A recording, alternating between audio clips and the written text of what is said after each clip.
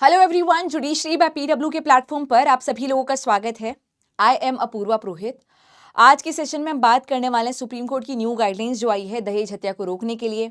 ऐसी गाइडलाइंस जो कि ए टू जी खत्म करना चाहती है दहेज के पूरे मामले को, 498A के मामले को। केस का नाम है state of UP versus Ajmal Beg etcetera. Etcetera का मतलब दूसरी पार्टीज भी इन्वॉल्व है, जैसे कि हस्बैंड के दूसरे रिलेटिव्स। केस के फैक्ट्स क्या है, सुप्रीम कोर्ट के सामने इश्यूज क्या क्या आए थे और अल्टीमेटली सुप्रीम कोर्ट के द्वारा क्या गाइडलाइन जारी की गई है इसे प्रतिबंध करने के लिए, इसके बारे में बात करेंगे। नसरीन और अजमल बेग की शादी लेट 90s में होती है और शादी के तुरंत बाद ही नसरीन को हरेस किया जाता है, असॉल्ट किया जाता है, दहेज की डिमांड की जाती है। कभी कलर टीवी की डिमांड हो रही है, कभी मोटरसाइकिल की डिमांड हो रही है, कभी 15,000 रुपए नकद की डिमांड हो रही है, कभी कोई और चीज की डिमांड हो रही है। जैसी एक डिमांड मीट होती है वैसी दूसरी डिमांड, तीसरी डिमांड स्टार्ट कर दी जाती है कि अपने घर से अब ये चीज मंगाओ, अपने घर से अब उस चीज को मंगाओ। 2001 में अजमल के ऊपर एलिगेशन लगाया जाता है कि इन्होंने नसरीन को असॉल्ट किया, उनके ऊपर केरोसिन डाला और उनकी आग लगा दी। तो यानी कि ऐसा हम बता सकते हैं शादी के 7 साल के भीतर भीतर कुछ ऐसा होता है जहां पे नसरीन की अननेचुरल तरीके से बॉडी के बर्न्स पे मतलब जल के डेथ हो गई है। और उसका रिजल्ट यहाँ पे ससुराल वालों के द्वारा बताया जा रहा है कि किचन में कुछ लीक हो गया था, गैस सिलेंडर फट गया था, इस प्रकार का रीजन बताया जाता है। लेकिन नसरीन के घर वाले इस बात के ऊपर बिल्कुल श्योर थे कि यहाँ पे हरासमेंट घर वालों की तरफ से काफी समय से चला आ रहा था, तो इन्हीं की तरफ से दहेज हत्या की चीज की गई है। She died due to burns before her help even arrived. और यहाँ पे जो नसरीन के घर वाले उन्होंने एफआईआर लॉन्च कर दी। ट्रायल कोर्ट ने हस्बैंड को यानी कि अजमल को और इसके अलावा इन रिलेटिव्स को 304B आईपीसी के अंदर सजा दी, यानी कि दहेज हत्या के लिए। इसके अलावा 498A आईपीसी क्रूअल्टी भी अप्लाई किया और 3 और 4 डाउरी प्रोहिबिशन एक्ट को भी अप्लाई किया गया। कुल मिला के सभी फैमिली मेंबर्स पे, हस्बैंड और इन लॉज के ऊपर, सभी फैमिली मतलब हस्बैंड और इन लॉज की बात कर रहे हैं, father in law and mother in law, इनके ऊपर आजीवन कारावास की सजा इंपोज की गई। लेकिन जब 2003 में मामला इलाहाबाद हाईकोर्ट के सामने पहुंचा तो कुछ ऐसा जजमेंट आया जहां पे इलाहाबाद हाईकोर्ट ने इन्हें अक्विट कर दिया, यानी कि दोष मुक्ति कर दी, ये कहते हुए कि चीजें बियॉन्ड द रीजनेबल डाउट नहीं प्रूव हो रही है अगर हम सर्कमस्टेंशियल एविडेंस को आके तो। इवन अगर 304B की आप डेफिनेशन देखोगे जहां पे सून बिफोर डेथ हरेसमेंट प्रूव होना चाहिए, वो भी प्रूव नहीं हो रहा है। ये सारे रीजंस और रेशनैलिटी की बेसिस पे इलाहाबाद हाईकोर्ट के द्वारा यहाँ पे अक्विटल हो जाता है। अब स्टेट ऑफ यूपी अपील करता है सुप्रीम कोर्ट के सामने, और सुप्रीम कोर्ट के सामने क्या क्या सवाल है उसके बारे में बात करते हैं और उसके बाद में हम हर एक एविडेंस में भी एंटर करेंगे। पहला इशू ये था कि क्या हाई कोर्ट ने सही अक्विटल किया है, क्या यहाँ पे हाई कोर्ट ने कोई एरर किया है अक्विटल करके, दोष मुक्ति करके, या एकदम अक्विटल का ऑर्डर अपहेल्ड होना चाहिए सुप्रीम कोर्ट के द्वारा भी। क्या डाउरी की डिमांड और हरासमेंट कहीं ना कहीं प्रूव हो रहा है। इसके अलावा सून बिफोर डेथ जो 304B में बताया गया है, क्या वो भी कहीं ना कहीं सेटिस्फाई हो रहा है कि सून बिफोर डेथ हरासमेंट हुआ है, दहेज का डिमांड हुआ है। क्या प्रिजम्पशन 113B एविडेंस एक्ट का अप्लाई होगा या नहीं होगा, क्या क्या क्या है 113B का प्रिजम्पशन, इसके बारे में बात करेंगे। इसके अलावा क्या हाई कोर्ट ने मटेरियल एविडेंस को भी इग्नोर किया है क्या। इन सारी चीजों के बारे में बात करने से पहले दो सेक्शंस आपके दिमाग में क्लियर होने चाहिए। 304B क्या है और 113B एविडेंस एक्ट का क्या है। तो अगर हम लोग बात करते हैं 304B आईपीसी के बारे में, तो दहेज हत्या को पनिशेबल एक ऑफेंस बताया गया है और इसके एसेंशियल ये है कि where the death of a woman is caused by any burns और बॉडी इंजरी, या कोई भी ऐसी चीज जो कि अननेचुरल तरीके से हुई है, नॉर्मल सर्कमस्टेंसेस से डेथ नहीं हुई है, with in 7 years of marriage. और ऐसा दिखाया जा रहा है कि before the death, soon before the death उसके साथ में हरासमेंट हुआ है और ये हरासमेंट या डिमांड ही डाउरी डेथ का रीजन है, तो इसे दहेज हत्या का मामला मानेंगे और इसके हिसाब से पनिशमेंट आजीवन कारावास तक इंपोज हो सकती है। तो एक बार मैं इसको थोड़ा सा और आप लोगों के लिए पॉइंटर्स को बता देती हूँ कि 304B के एसेंशियल्स क्या होंगे। एक तो अननेचुरल तरीके से महिला का डेथ होना ऑफ मैरिड वुमेन,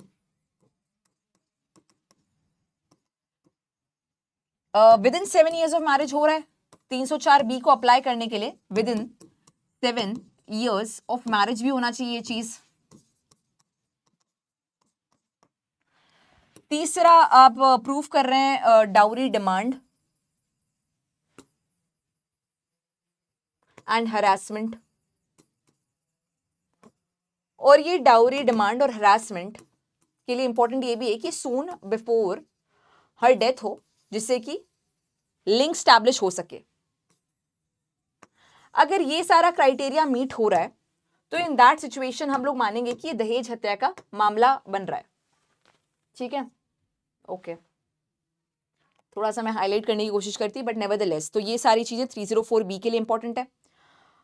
इस पर्टिकुलर केस की बात करें तो soon before her death dowry demands were there, harassment was there, ये सारी चीज़ें प्रूव हो रही हैं, नेबर्स की टेस्टिमनीज हैं, दूसरे प्रकार के एविडेंसेस हैं, लेटर्स भी है। फॉर एग्जांपल एक लेटर है जो कि दामाद जी के द्वारा ये ससुराल में आया था, जहाँ पे उन्होंने कुछ कुछ डिमांड्स कर रखी थी, और ये सारी डिमांड्स उसकी लड़की की कुछ डेथ से पहले, नसीम की डेथ से कुछ समय पहले की है। तो वो लेटर भी है जो हैंडराइटिंग लड़के के साथ में मैच कर रही है, अजमल के साथ में मैच कर रही है। विटनेसेस हैं जो नेबर्स हैं, जिन्होंने खुद ने लड़की की चीखों की आवाज़ सुनी थी, मारने पीटने की आवाज़ सुनी थी कुछ देर पहले, और सारे नेबर्स को भी पता था कि किस तरीके से उसको सताया जाता था, परेशान किया जाता था। 113B इंडियन एविडेंस एक्ट की बात करें तो ये प्रिजम्पशन का सेक्शन है जो कि कहता है presumption as to dowry death, where the question is whether a person has committed the dowry death of a woman and it is shown that soon before her death that such woman has been subjected to cruelty, harassment in connection with dowry, तो उस situation में court presume करेगा, court शैल presume कि इनके द्वारा दहेज हत्या किया गया है। तो ये शैल प्रिजम्पशन के लिए क्या रिक्वायर्ड है कि आप हरासमेंट को प्रूव करो, हरासमेंट डाउरी के कॉन्टेक्स्ट में हुआ है, इसको प्रूव करो। तो ये चीजें होंगी तो 113B का प्रिजम्पशन मिलेगा, जो कि शैल प्रिजम्पशन रहता है, यानी कि कोर्ट को प्रिज्यूम करना पड़ेगा कि अक्यूज पर्सन ने ऑफेंस कमिट किया है। अब burden of proof accused person के ऊपर है अपने इनोसेंस को प्रूव करने का। थोड़ा सा और इजी करूं तो यूजुअली क्रिमिनल केसेस के अंदर होता है इनोसेंट अंटिल प्रूवन गिल्टी, पर 113B को अप्लाई करेंगे तो it will be guilty until proven innocent, ऐसा प्रिजम्पशन लिया जाएगा। अब अगर हम लोग एविडेंसेस की बात करें तो यहाँ पे फाइंडिंग्स ये थे कि अगर हम फादर की बात करें, मदर की बात करें, मैटरनल अंकल की बात करें लड़की की, तो सारे के सारे उनकी टेस्टिमनीज कंसिस्टेंट रही है, कोई कॉन्ट्रडिक्शन नहीं रहा है। इसके अलावा जो टीवी का डिमांड है, कलर टीवी का, मोटरसाइकिल का 15,000 रुपए की, ये 3 चीज़ों की डिमांड तो प्रूव ही हो रही है लेटर के माध्यम से, टेस्टिमनीज के माध्यम से, और दूसरे विटनेसेस के माध्यम से भी, जो कि इंडिपेंडेंट विटनेस की कैटेगरी में फॉल करेंगे। फॉर एग्जाम्पल नेबर्स, हरासमेंट उसकी जब डेथ हुई है उससे एक दिन पहले तक चला, इसका एक विटनेस हमारे नेबर्स बन सकते हैं, जिन्होंने चीखों की आवाज़ सुनी है, जिनसे उन्होंने बातें शेयर की हुई है, ये सब चीज़ें भी कहीं ना कहीं इंपॉर्टेंट एविडेंस बनेंगी। सून बिफोर हर डेथ चीज़ स्टैब्लिश हो रही है, जैसे कि मैंने कहा 1 डे बिफोर डेथ स्टैब्लिश हो पा रहा है, और इसके लिए सुप्रीम कोर्ट की एक लैंडमार्क केस को हम रेफर कर रहे हैं, Ashok Kumar versus state of Haryana, जो कि 2010 का है।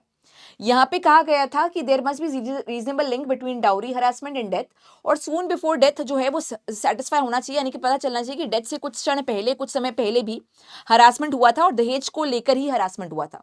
हालांकि सून बिफोर जो डेथ है वो एक ब्रॉड टर्म है, यानी कि ऐसा सून बिफोर का मतलब ये नहीं कि मरने से कुछ क्षण पहले, महीने भर पहले, 2 महीने को भी हम लोग सून बिफोर डेथ कंसिडर कर सकते हैं according to fact and circumstances of the case. इस पर्टिकुलर केस में तो देखो एक दिन पहले ही हरासमेंट हुआ है, या इवन जिस टाइम पे डेथ हुई उससे पहले भी काफी लोगों ने कुछ आवाजें सुनी है, तो सून बिफोर डेथ स्टैब्लिश हो रहा है, प्रिजम्पशन भी अप्लाई हो रहा है। इसके अलावा काफी और विटनेसेस भी हैं, लेटर्स भी हैं, काफी चीजें हैं। तो कुल मिला के सुप्रीम कोर्ट को ये लगता है ये सारी फाइंडिंग्स और एविडेंसेस पर्याप्त है चीजों को beyond the reasonable doubt prove करने के लिए। अगर हम सर्कमस्टांशियल एविडेंस को भी एक फैक्टर बनाए कि क्या यहाँ पे कन्विक्शन होना चाहिए, अक्विटल होना चाहिए, तो यहाँ पे चीजें beyond the reasonable doubt prove हो रही है as per circumstantial evidence also. यहाँ पे लास्ट इन टुगेदर थ्योरी भी अप्लाई होगी, सून बिफोर डेथ वाला भी सारा चीजें प्रूव हो रहा है, विटनेसेस भी हैं, लेटर्स भी हैं, इंडिपेंडेंट और भी विटनेसेस हैं, तो ये सारी चीजें beyond the reasonable doubt he prove करी। इनफैक्ट सुप्रीम कोर्ट शॉक हो रहा है कि यहाँ पे हाई कोर्ट ने अक्विटल कर कैसे दिया, सुप्रीम कोर्ट ने इसके ऊपर एक शॉक जताया है। अब इसके बाद में सुप्रीम कोर्ट ने अल्टीमेटली क्या किया, कन्विक्शन वापस से अपहेल्ड किया और अक्विटल को सेटिसाइड कर दिया हाई कोर्ट के। इसके अलावा हस्बैंड को आजीवन कारावास की सजा जो दी गई थी पहले ट्रायल कोर्ट के द्वारा, सेशन कोर्ट के द्वारा, उसको वापस से इंटैक्ट रखा।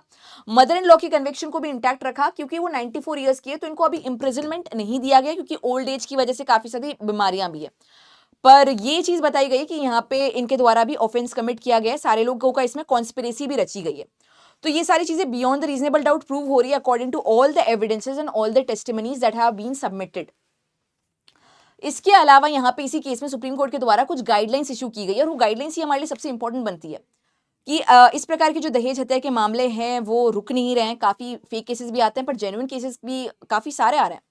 तो कैसे टैकल किया जाएगा ऐसे मामलों को जहां पे दहेज हत्या के मामले आ रहे हैं, क्रूअल्टी के मामले आ रहे हैं, 498 के मामले आ रहे हैं।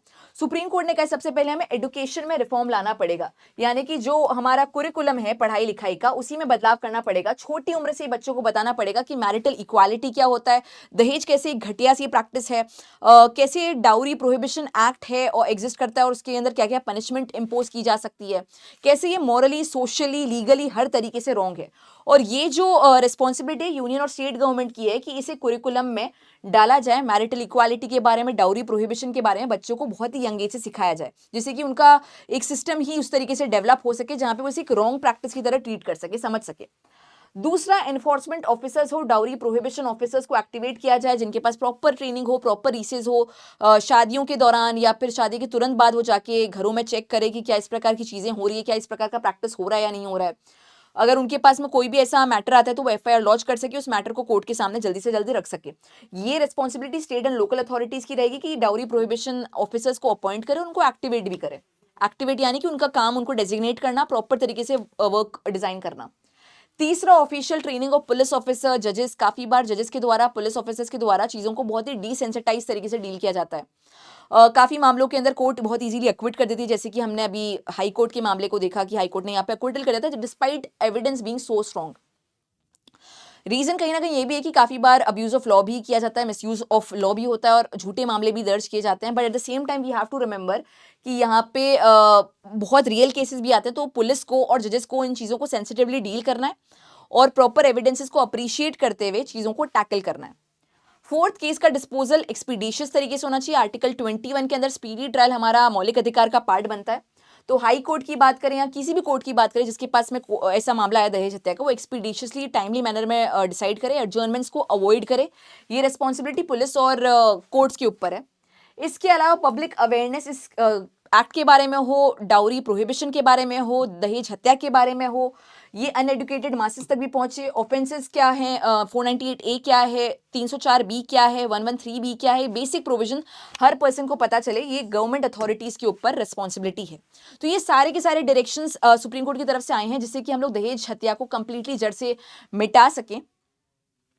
यहाँ पे मैं आप लोगों से एक सवाल पूछना चाहूंगी कि बीएनएस में 304B का इक्विवेलेंट प्रोविजन कहाँ मिलेगा, और एविडेंस एक्ट का जो 113B है उसका इक्विवेलेंट प्रोविजन आपको बीएसए में, भारतीय साक्ष्य अधिनियम में कहाँ मिलेगा। ये आपका होमवर्क है जिसे आप कमेंट में मेंशन कर सकते हैं। बाकी आपका ओपिनियन क्या है इस पर्टिकुलर केस के बारे में, डायरेक्शंस के बारे में, उसे भी आप कमेंट में मेंशन कर सकते हैं। ये हमारे कुछ कोर्सेज हैं, जुडिशरी का फाउंडेशन बैच, अभियोजन जो कि हमारा एपीओ एपीपी का फाउंडेशन बैच है, और लीगल ड्राफ्टिंग और लीगल रिसर्च के लिए प्रतिभा 2.0 बैच। अगर आप इनको इनमें से किसी भी बैच में इनरोल करना है तो आप कर सकते हैं, डिस्क्रिप्शन बॉक्स में इसका लिंक दे रखा है। बाकी आप मुझे भी अप्रोच कर सकते हैं टेलीग्राम हैंडल पे अपूर्वा मैम जुडिशरी पर, अगर कोई डाउट होता है तो। Thank you so much for joining in, see you all in the next class. Thank you.